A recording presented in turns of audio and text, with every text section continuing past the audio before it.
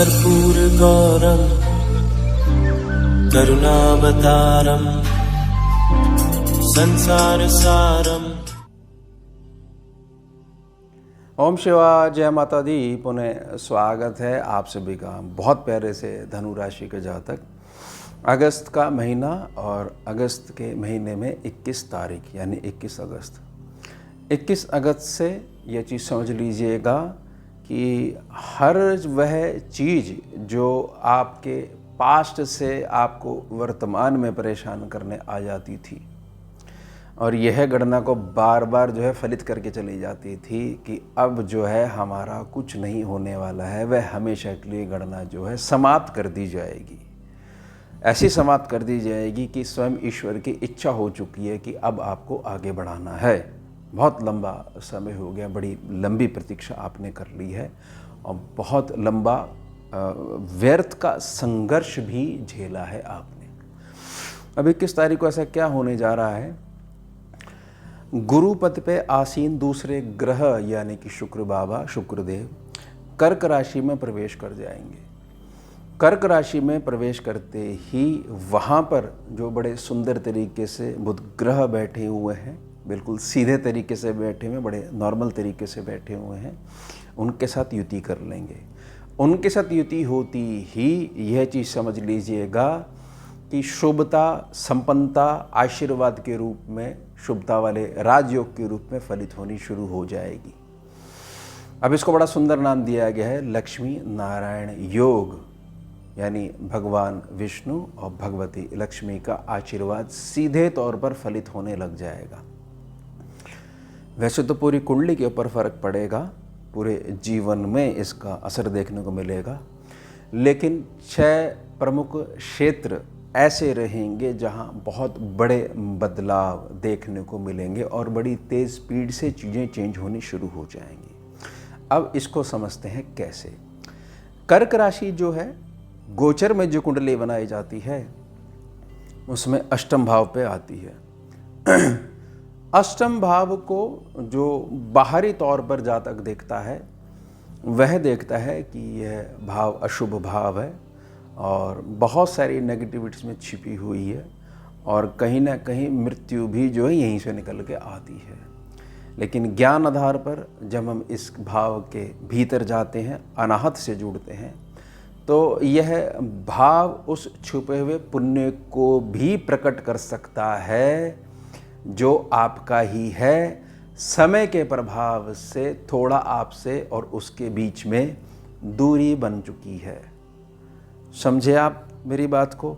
नहीं समझे तो उदाहरण से समझ लीजिए कि जो आपका असली स्वरूप है, जिसको आपने स्वयं भुला दिया है, वह असली स्वरूप जो है प्रारब्ध के कारण अभी तक अपने अस्तित्व में नहीं आया था, केवल अष्टम भाव ही है, वह उसको बाहर निकालने की ताकत रखता है। यह बड़ा सुंदर तरीके से अष्टम भाव को समझने की क्रिया।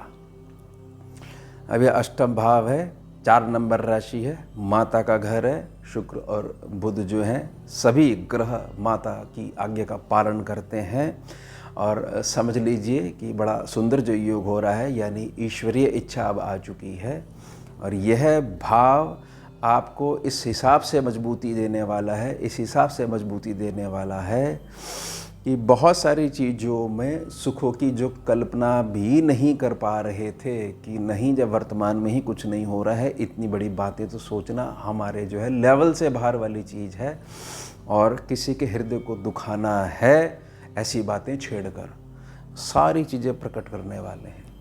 जो भी चीज़ है जो यहाँ पर है ही नहीं और जिसका कोई भी किसी प्रकार से सोच भी नहीं जा सकती, केवल अष्टम भाव है, उसी के अंदर ताकत है, वो उसको प्रकट कर सकता है।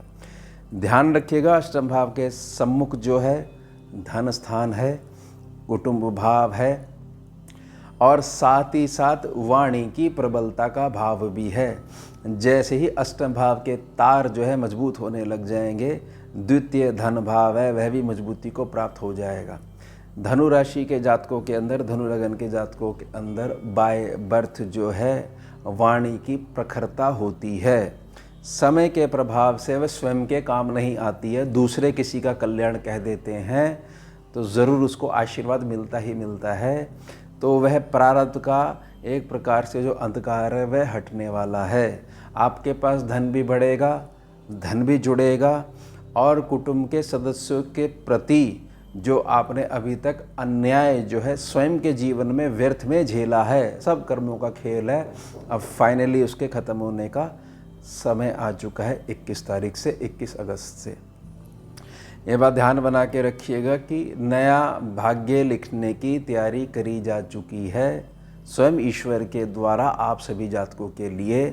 तो इसलिए पुरानी कोई भी चीज़ हमने स्वयं के बल से साथ में रखनी ही नहीं है। जो कुछ है अब सब कुछ नया मिलने वाला है। बड़े ध्यान से इस विषय को क्लियर कर लीजिएगा। अब हमारे को चीज़ समझनी है कि सब चीज़ों से पीछा छूटने वाला है। तो कर्जों की जो लेनदारी और देनदारी बनी हुई है, यह जो चक्र जो चले हुए हैं धन के और कर्म के, क्या इनसे भी पीछा छूटेगा? हाँ, इनसे पीछा छूटेगा तभी तो नया भाग्य लिखा जाएगा। जब हर जगह से एनओसी मिल जाएगी और एनओसी दे दोगे तभी तो कोई नई चीज़ में प्रवेश करोगे। अदरवाइज जहाँ जहाँ कर्म का लेखा जोखा बाकी है उसी वजह से तो कर्जा चढ़ रहा है, क्योंकि कर्म का कर्जा लिखवा के लेके आए हो। तो वह चीज़ गणना में अब कटने वाली है और एक नए सूरज का उदय होने वाला है। यह होना अटल है। अब बहुत सारी चीज़ों में जात को कंप्लेंट रहती है कि सारी बातें ठीक है, सब चीज़ जो है वो तो धन से चलनी है।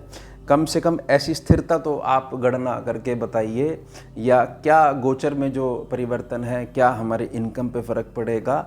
इनकम पे फ़र्क पड़ेगा, लेकिन उससे पहले स्थान पे फ़र्क पड़ेगा। स्थान आपका बदलेगा, क्योंकि आसपास के जो लोकेलिटी बनी हुई है, सामाजिक क्षेत्र जो बना हुआ है, वह यकीन मानिएगा बहुत लंबे समय से एक ऐसी गणना पे पहुंच गया है कि अब आपकी कोई भी प्रोग्रेस होगी उसमें ना तो कोई सपोर्ट होगा, ना उनके हृदय से कोई भी कल्याण ऊर्जा आप तक पहुंच पाएगी, यानी कि प्रोग्रेस वो देख नहीं पाएंगे। तो कहीं ना कहीं वह नज़रों की जो ऊर्जा है वह हमारे को दोबारा तपाएगी। तो हमारा पहले ईश्वर जो है वो एरिया ही चेंज करवा देंगे। एरिया चेंज करवाने से बहुत सारी चीज़ें वहीं की होके जो थी वहीं रह जाएंगी। इसलिए मैंने प्रार्थना करी कि पास से कोई भी चीज़ अपने बल से लेके मत आइएगा कि नहीं यह चीज़ तो मैं विचारों में ज़रूर रखूँगा ना, वह फिर दोबारा काम बिगड़ना शुरू हो जाएगा।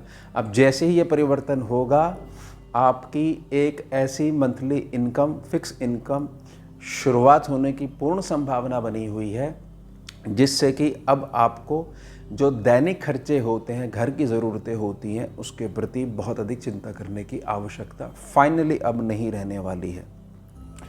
साथ में समझिए, जब एरिया चेंज हो रहा है, सारी चीज़ें पक्की हो रही हैं, तो कर्म क्षेत्र का क्या? कर्म क्षेत्र 2 या 2 से अधिक मार्गों से आपको प्रभावित करेगा, क्योंकि बहुत लंबे समय से जो कृपा रुकी हुई है, जब वह फलित होने लग जाएगी तो बहुत तेज़ी से कार्य संपन्न होने शुरू हो जाते हैं। अब जहाँ पर मंगल बाबा बैठे हुए हैं, यह बुध का क्षेत्र है। अब ये क्षेत्र भी प्रभावित होगा, क्योंकि बुध और शुक्र जो है दोनों ही शुभता को बढ़ाने लगेंगे। तो जो इनके राशि मार्ग हैं, राशि स्थान है, राशि घर है, वहाँ पर भी पॉजिटिविटी बढ़ने लग जाएगी। अब मंगल क्या करेंगे? मंगल देखिए, जिस जगह बैठे हैं उस घर से आने वाली ऊर्जा को ग्रहण करते हुए बहुत सारी चीज़ों में एक प्रकार से आपको स्वयं को आगे रखते हुए और आपको ऐसी ताकत देते हुए कि अपने कर्म क्षेत्र को आप मजबूत भी करोगे और जिन ऊंचाइयों तक लेके जाना चाहिए था आपको बहुत लंबे समय पहले, वह कुछ ही समय में आप लेके जाने की सामर्थ्य भी आपको आने वाली है। बड़े ध्यान से समझिएगा। और कर्म क्षेत्र के साथ साथ कुछ छोटे मार्ग ऐसे भी जुड़ सकते हैं जिसको हम ये कह सकते हैं कि भाई इन स्थानों से भी कुछ धन हमारे पास आता रहता है और एक बड़ा हिस्सा धन का अब हम सेव भी कर पा रहे हैं, क्योंकि धन भाव भी बड़ा शुभता में आने वाला है। धन भाव शुभता में आने लग जाएगा, द्वितीय भाव शुभता में आने लग जाएगा। धन आता भी है और जुड़ता भी है। साथ ही साथ जब जातक को एक प्रकार से नया भाग्य दिया जा रहा है तो सारे सेक्शंस को ध्यान में रखा जाएगा, तो सब चीज़ें आपको मिलने वाली हैं। सब चीज़ें इसलिए मिलने वाली है क्योंकि जहाँ पर 7 नंबर राशि है, सर्वलाभ सेक्शन है, केवल गोचर वाली कुंडली के अंतर्गत जब उसमें शुभता आने लग जाएगी तो जीवन का कोई भी एक क्षेत्र ऐसा नहीं रहेगा जहाँ पर सूर्य का प्रकाश नहीं जाएगा, यानी वो शुभता का आशीर्वाद है वो नहीं पहुँचेगा, ऐसा नहीं होने वाला। अब बहुत सारी चीज़ें तो अच्छी हमने चर्चा कर ली, एक सावधानी आपको ज़रूर बना के रखनी है। पास्ट की कोई भी चीज़ ऐसी है, समय का कोई भी प्रवाह ऐसा है, काल की कोई भी घटना ऐसी है, कालखंड कोई भी ऐसा है जहाँ आपको ये हो रहा है कि अगर यह समय नहीं हुआ होता तो वर्तमान में अब मैं कहीं का कहीं पहुँच चुका होता, मेरा भविष्य जो आज है वो कुछ और हुआ होता, या कुछ ऐसी है, कुछ त्रुटि मेरे से उस समय में हो गई थी, पास्ट में हो गई थी, वह अभी मेरे हृदय को बहुत ज़्यादा खंडित कर देती है। तो ये ध्यान बना के रखिएगा, क्षमा कर दीजिएगा और क्षमा मांग लीजिएगा, और आगे लोगों की सेवा करते हुए, लोगों का कल्याण करते हुए एक प्रकार का जो पश्चाताप मार्ग है वह भी फलित हो जाएगा। लेकिन निजी प्रार्थना है, पास्ट की कोई भी चीज़ अब वर्तमान में आपके साथ बिल्कुल नहीं चलनी चाहिए। तभी ही यह हम स्थिरता के साथ यह बात कह सकते हैं, बड़ी मजबूती के साथ प्रार्थना कर सकते हैं कि सब कुछ नया मिलने वाला है। जब भाग्य ही नया रच दिया जाएगा तो आपकी भी जिम्मेदारी बनती है कि कोई भी चीज़ हमने कैरी करनी ही नहीं है पास्ट से, जो हमेशा दुखों का कारण बनी हुई है। तो ये निजी प्रार्थना ज़रूर आप इसको स्वीकार करिएगा। तो ये हो गया हमारा उत्तम विषय। मिलते हैं आपसे अगले भाग में नए विषय के साथ। जुड़िए और जोड़िए। ओम शिवा जय माता। भुजगेन्द्रहारम् कर्पूरगौरं करुणावतारं